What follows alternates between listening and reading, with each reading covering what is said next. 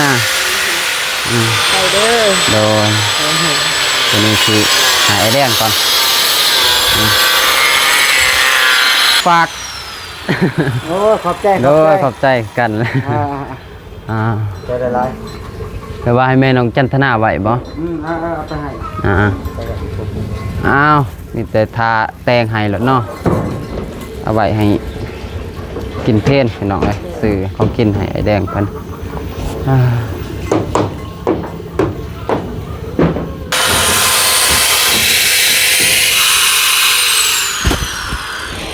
บ่มั่นใจก็เฮ็ดโลแกะไข่แล้วเนาะบอกแล้วแท้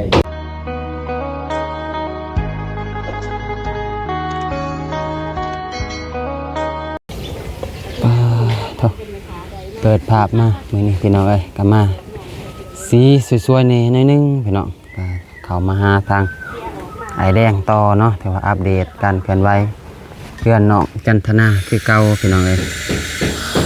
ว่าก้าวหน้าไปแต่ละมือหอดไฟเนาะอะไรมาอัปเดตทุกมือเด้อพี่น้องเด้อโอเคพี่น้องหันหน้าหันตามาทางนี้ก็ได้พี่น้องเด้อก่อนอื่นมัดกราบทักทายสบายดีพ่อแม่พี่น้องเมื่อสุขคนเนาะเพราะว่าสิอยู่ภายในหรืออยู่ต่างประเทศก็ยินดีต้อนรับเข้าสู่2บามิกแนลเส้นเก่าเส้นเดิมพี่น้องเอ้ยก็ฝากติดตาม2บามิกเด้อพี่น้องเด้อเพื่อเป็นกำลังจิตกำลังใจให้บามิกเนาะได้ทำคลิปต่อๆไปพี่น้องเอ้ยก็เป็นกำลังใจให้เด้อพี่น้องเด้อโอเคพี่น้องวันนี้ก็เข้ามาหาทางไอแดงเพิ่นคือเก่าเนาะพี่น้องเนาะก็บ่มีหยังติดไม้ติดมือพี่น้องเอ้ยมื้อนี้ก็ซื้อของกินมาให้ไอแดงนี่หน่อยนึงแต่ว่าปลาทูปิ้งไก่กับอัวเนาะพี่น้องเนาะไปกลับไปหาไอแดงเพิ่นเลยซื้อปิ้งไก่สบายดีเด้อบ่าวสายเด้อสบายดีเด้อพี่น้องจะมียังมามื้อนี้เนาะไอแดงซื้อนี่แหละพี่น้องเอ้ยเป็นซื้อปลาทูปิ้งไก่อัวไอแดงกินแต่ว่าอาหารเพลงแล้วก็กระปุ่นในวัดสิหายน้องจันทนาทงนึงแล้วก็น้องกินอีกทงนึงพี่น้องเลยไปเดี๋ยวเราเข้าไปหาทางไอแดงไปเลยเนาะเข้าไปก่อนเด้อบ่าวสายเด้อตามไปหาทางไอแดงพันก้อนพี่น้องก้าวนาไปหอดไซเลยเด้มื้อนี้เนาะแถมด้านหลังพี่น้องทางนี้สำเร็จพี่น้องเราสกูเซว่าสิปีมันตักจ้าย่ำเสียบรัวแล้วดิ้งหมดเอาน้ำชาให้แน่สบายดีเด้อไอเด้อสบายดีไอแดงพอกันคือเก่ามื้อนี้แอมด้านหลังมื้อนี้เนาะห้องน้ำน้องจันทนาคือว่าเสร็จสมบูรณ์พี่น้องเอ้ยเปิดใช้งานได้ยินดีบริการนะ เดี๋ยวสิเอาข้าวปุ้นให้น้องจันทนาก่อนอยู่เพื่อนบ่เนาะ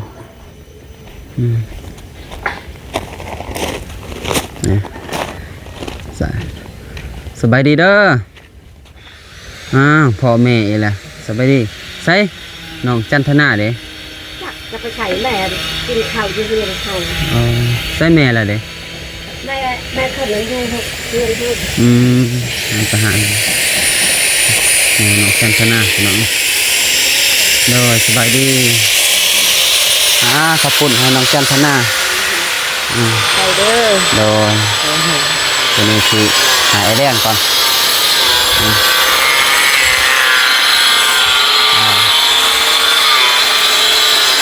เด้อไอแดงเด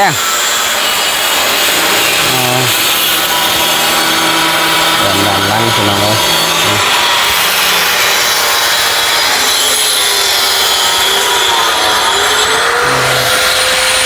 ของฝากโอ้ขอบใจโดยขอบใจกันจะได้ไรแต่ว่าให้แม่น้องจันทนาไหวบ่เอาไปให้อ้าวมีแต่ทาแตงให้แล้วเนาะเอาไว้ให้กินเพลนพี่น้องเลยซื้อของกินให้ไอแดงเพิ่น มาแต่เช้าบ่ไอ้แดง แม่น ไอ้แดงวันนี้ออกเมื่อบ่ายเนาะเอาเมินเนาะออกเมื่อเอาเมินพี่น้องเอ้ย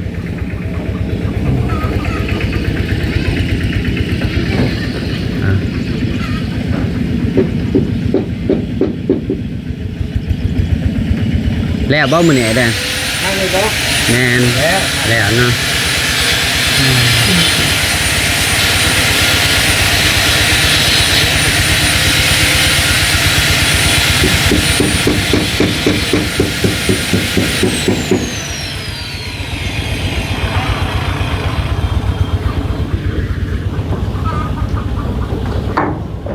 แต่ว่าเครื่องมือคนละอันสำบายเนาะ คนหนึ่งแทกตัดคนหนึ่งแทกไผ่แทกมันพี่น้องแต่ว่าไหวเห็ดไอแดงและเห็ด2 คนพอดีเป๊ะ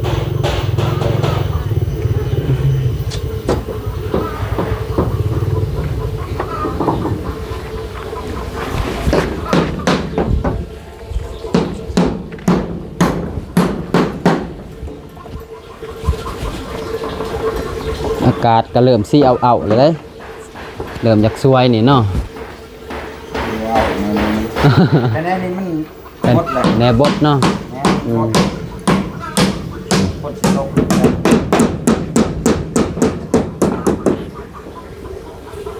ด่านล่างแอบเหมือนพี่น้องเอ้ย เป็นตกมาเฉยเป็นต่อ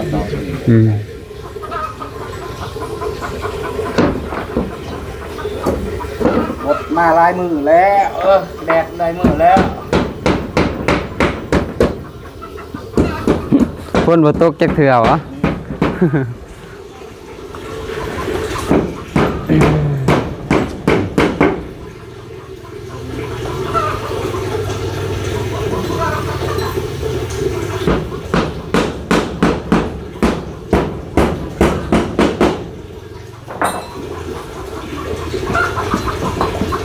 แต่ว่าอ้ายวันนี้เฮ็ดคักกันนะ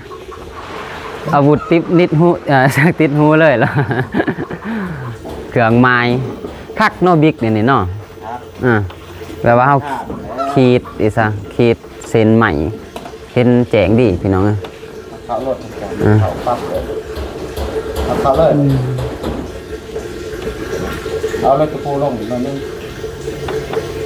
เขาที่กันอะไรปูทำซูงบากบากไม่นึงเกิดบากเลย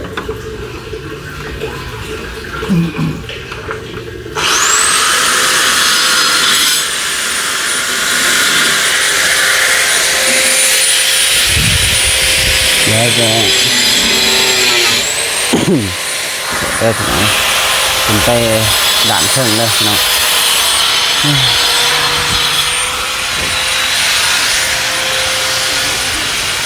ไปสำเร็จแล้วบ้านน้องจันทนานี่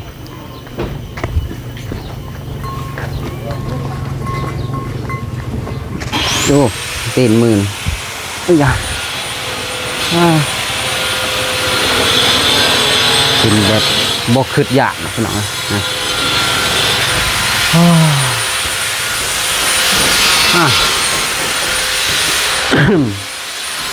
สำเร็จมุ่งเนาะไอแดงเหลือแต่แอมกับติดบ้านประตูปองเอี่ยมพี่น้องเลย ตอกเลยนะเอาเลยเจ็บไปเลยแล้วยังเกินบ่ยังเกินนะ เกิน ปาดกับปาด เกิดความสั่วเนาะ จ่ายเลยจบเพลงว่าแล้วจะเธอ แล้วแต่เธอ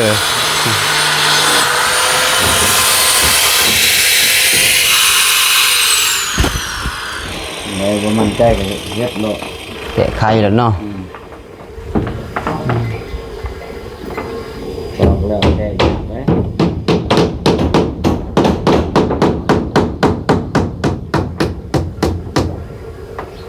แอมแล้วก็มีแต่ติดบ้านเนาะ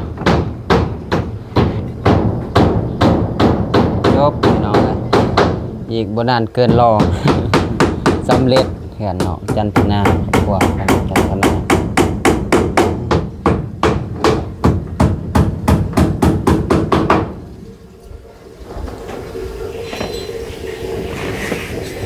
2 ห้องนอน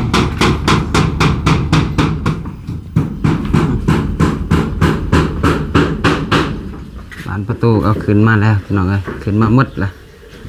อ่ะ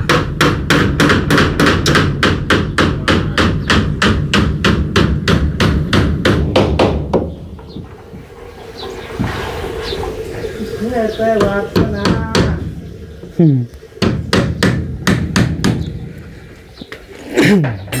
โถ่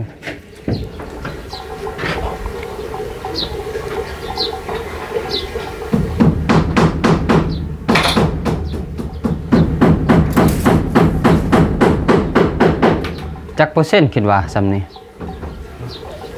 แล้วนี่ 70% 70%เนาะ เกือบ100แล้วพี่น้องบ่หลายแหละ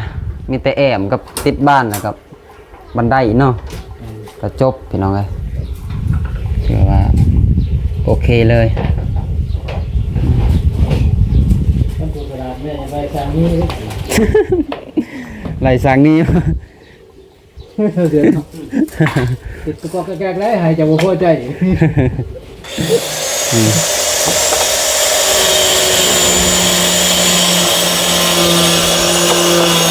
แต่ทางนี้ก็จางคือไม่เฮ็ดนี่ก็เลยคือ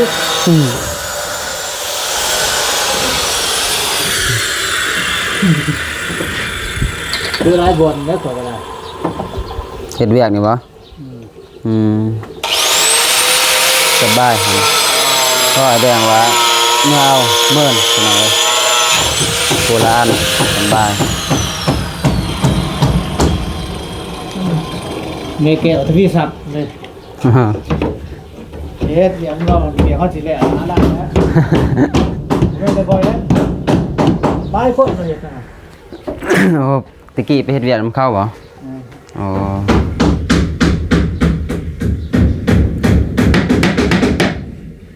เฮ็ดเทือนใหม่ว่าหรือเฮ็ดเทือนเวลา เฮ็ดวันเจ็ดเด้วันแรงท่องเที่ยว โอ้แรงท่องเที่ยว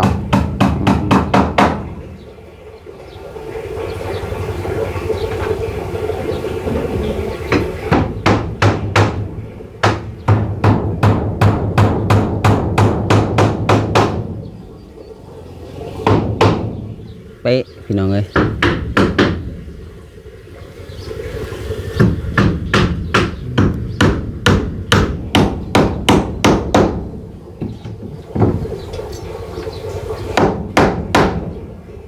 โทษไปเฮ็ดเซาอันประตูเด้วันป่าอยู่ตลาดเด้อ ตลาดเมืองเฮานี่ ร้านตะแตก เนาะ คิวรถไปหอดเอาเงินไหนเงินล้านซองให้ล้านนึงอาจจะมาเฮ็ดตัวนี้จะให้อีกล้านนึงหรอวะเป็นแสนแล้วก็แปด2 แสน ยากเนาะ เท่าอันคันจะบ่มาเฮ็ดก็บ่ไหวแล้วอ่ะ กูไปซ้ำ เงิน2 แสนถึงเลย บ่เอาเลย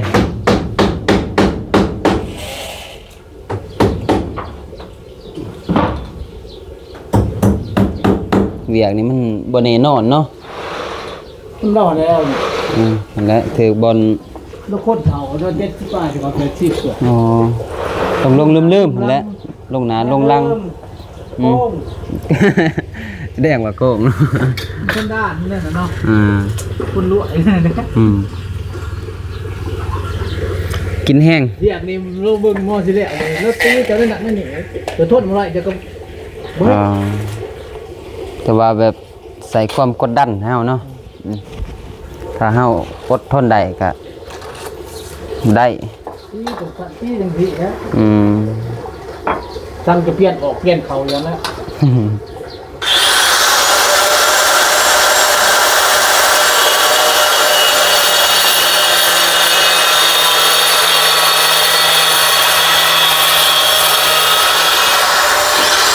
คนละอันเลยเนาะ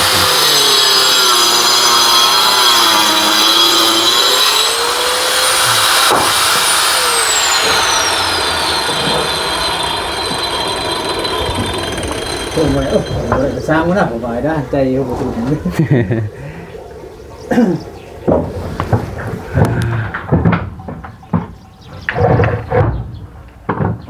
แล้วซื้อบางหลวงมาให้เราไปเรื่องเด็ก เราทางที่สั่งแล้วว่าเอาบ่หมาบางหลวงซื้อมาให้ดีใจแล้วเราสิถือไปต่ออันนี้มันก็ได้เงินแล้วตั้งเงินนะแล้วว่าแกมูว่ามูสิซื้อมาต่อเด็กโอ้โหเขามองเราเป็นธรรมดาเว้ยนักธุรกิจแต่เนาะ ซื้อแล้วก็หักเงินนี่ว่าอะไร แสนตอนนั้นบางหลวง วายซื้อมาแล้วก็หักเงินอีก เราก็เอา คิดว่าจะได้กินของฟรีเนาะ กำไรอยู่ เลิกบ่ได้ซ้ำไปหน่อย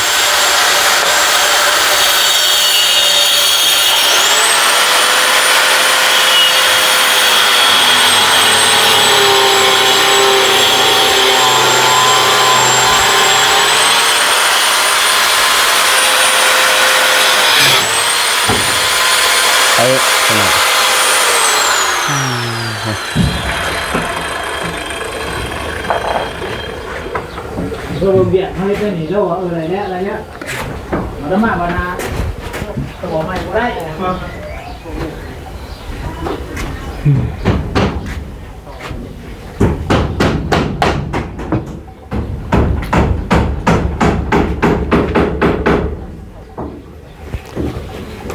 ขามือนี้ก็ได้แอมสุดหมดเลยเนาะยังซองด่านพี่น้องด่านนี้กับด่านนี้มื้อแรกนี้นอนเต้บ่ได้เมื่อเต้ เอาอาวุธแล้วเนาะ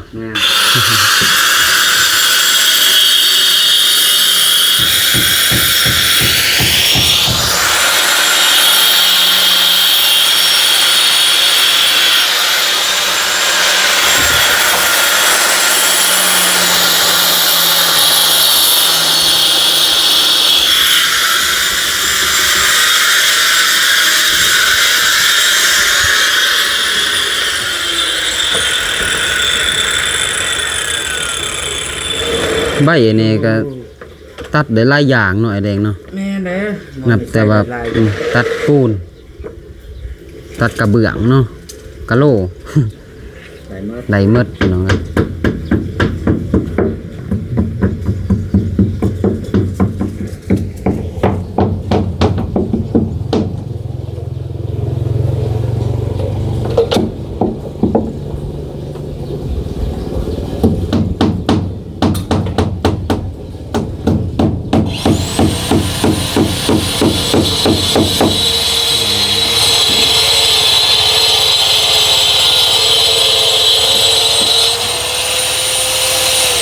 คือว่าค่อยตอกขนาดเนาะ แม่น ตอกแห้งบ่ได้เด้อเนาะ ลองแห้งยำแตกได้ อ๋อว่าไม้เสื้อหลานี่ตอกกับตะปูนี่ต้องคอย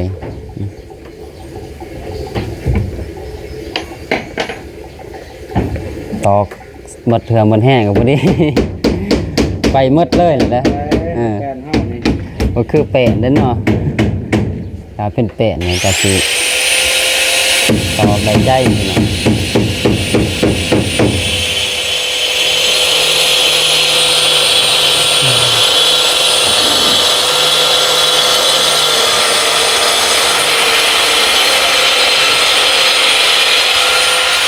สืบต่อคือเก่าพี่น้องเลยทางเพื่อนน้องจันทนานี่ก็แต่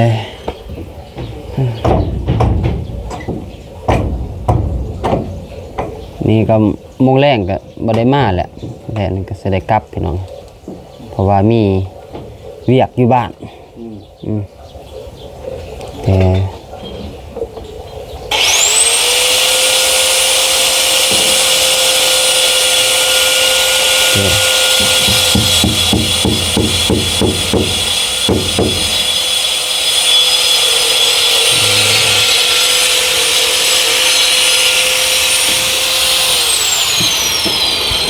ถ้าผู้บ่ฮู้นี่ตอกซุ่ม4ซุ่ม5นี่แล้วเนาะ ตอกใหม่เสือหลานี่กองส่วนลายที่เห็นตะกี้มีแต่เขายิงน็อตเอ้า แม่น ว่าเขาบ่กล้าตอกกับตะปูเนาะ น็อตเอา ยายมันแตกไงแล้ว ก็คือ บิ๊กคุณนะมีตกอยู่ตกเด้อตกเที่ยวหันบอกกระตกอยู่ข้าง มื้อนี้น่าจะแล้วด้านหลังพี่น้องเอ้ยแล้วหลังบ้านทางน้องจันทนานี่มันจะเป็นเลนพี่น้องเป็นเลนเป็นน้องก็วิดเลนวิดน้องไปอีกก็สิเป็นสวนยางเลย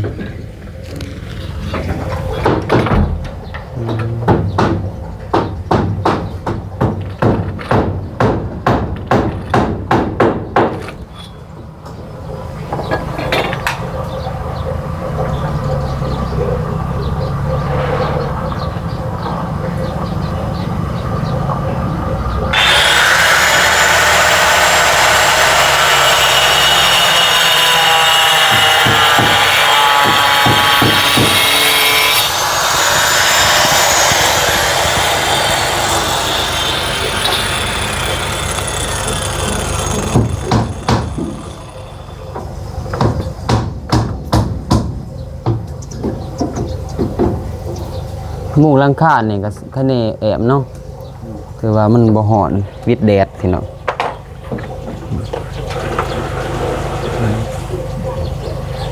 มันดีแบบเลย สะดวกสะดวกโอเคพี่น้อง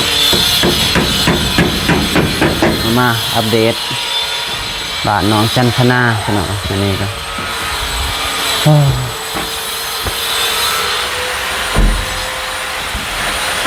คือว่าสวยงามพี่น้องทางเฮือนน้องจันทนาเพิ่นอินเตอร์ซีลงไปลุมกันเด้อพี่น้องได้ยางลงก็บ่ธรรมดา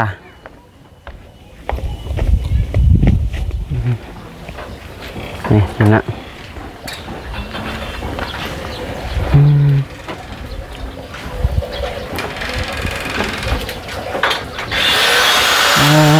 โตน้องจันทนาสบายดี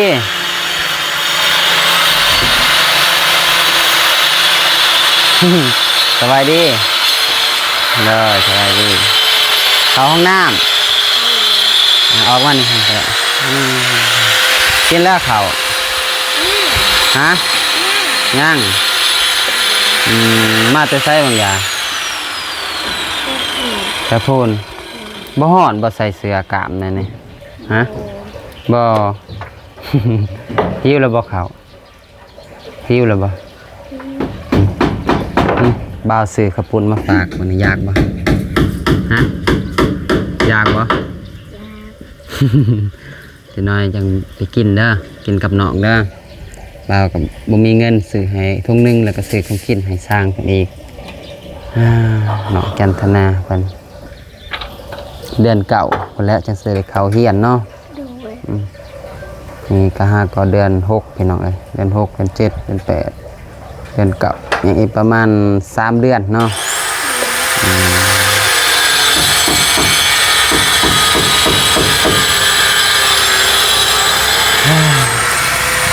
ก็มาอัปเดตบ้านน้องจันทนาคือเก่าพี่น้องห้องน้ำใส่ได้บ่ใส่ดีอยู่บ่ห้องน้ำดีอยู่มากบ่สบายดีเด้อสาวนุ่นน่ะมากบ่มาก สะดวกวันนี้เนาะบ่ได้เล่นเข้าป่าแหละก็สะดวกสบายเนาะเพิ่นเดี๋ยวนี้พี่น้องเอ้ยตะกี้จังหวัดใต้น้องบ่มีเนาะแม่นก็มีแต่จังซั่นแล้วบ่าวก็สิได้กลับก่อนเด้อก็มีแต่ไปกินข้าวแล้วจะหากินข้าวกินน้ำ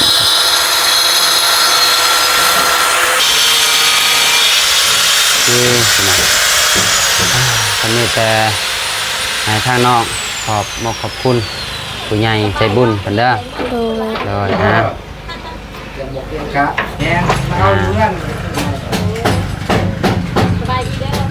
ให้น้องขอบคุณทางผู้ใหญ่พระอาจารย์เพิ่นเลยขอบคุณทางพระอาจารย์ไพฑูรย์ที่เจริญล้าน ผู้ใหญ่ใจบุญ แล้วผู้ใหญ่ใจบุญทุกทานที่ ได้ เชื่อรังค่ะรังพอกับไม่ครบใจ บ่ ยิ่งทางผู้ใหญ่ใจยิ่ง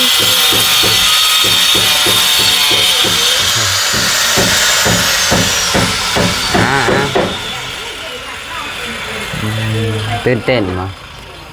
ฮะ เดิน เนอมีแต่ใจเป็นคนหูคนดีเบิ่งแม่เบิ่งน้องเด้อ ถูก ก็มีแต่ซ้ำนี่แหละบ่าวก็แสดงกลับก่อนเด้อ โดย โดยโอเคพี่น้องสำหรับคลิปนี้เนาะบ่าวมิกก็สิได้จบคลิปลงไปก่อนพี่น้องเอ้ยมีแต่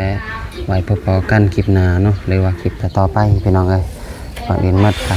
กราบขอบคุณผู้ใหญ่ใจบุญทุกท่านหรือ FC ทุกท่านเนาะที่เข้ามาทาง2บ่าวมิกแล้วก็ติดตามผลงานบ่าวมิกมาโดยตลอดแล้วก็เป็นกำลังใจให้บ่าวมิกมาโดยตลอดเนาะเบิ่งคลิปบ่าวมิกแต่ต้นคลิปจนจบคลิปและบ่ขามโฆษณาให้บ่าวมิกเนาะขออวยพรให้ FC ทุกท่านหรือผู้ใหญ่ใจบุญจงมีสุขภาพแข็งแรงปรารถนาสิ่งใดก็ขอให้ได้สิ่งนั้นให้สมดังใจปรารถนาเงินคำไหลมาเทมาให้เฮงๆปังๆอย่าเจ็บอย่าจนสาธุสำหรับคลิปนี้บ่าวมิกก็ขอตัวลาให้ไว้พอกันคลิปหน้าเลยคลิปต่อๆเนาะพี่น้องเนาะสำหรับคลิปนี้บ่าวมิกก็สิขอกล่าวคำว่าสบายดีเด้อพี่น้องบ๊ายบาย